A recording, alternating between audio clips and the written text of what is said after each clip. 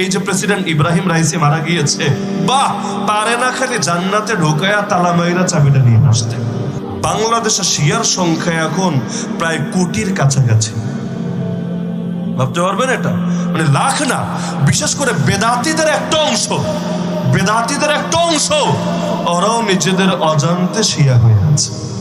কেউ 80%, কেউ 70%, কেউ 90%, আর কেউ যেতে যেতে একেবারে 100%। ওদের আকীদা এত জঘন্য। আর কেউ তো আছে ডাইরেক্ট শিয়া না, তবে শিয়া প্রেমী। এটা বাংলাদেশ গতকাল দেখেছে। এই যে প্রেসিডেন্ট ইব্রাহিম রাইসি মারা গিয়েছে, বাহ, পারে না খালি জান্নাতে ঢোকায়া তালা মাইরা চাবিটা নিয়ে আসতে।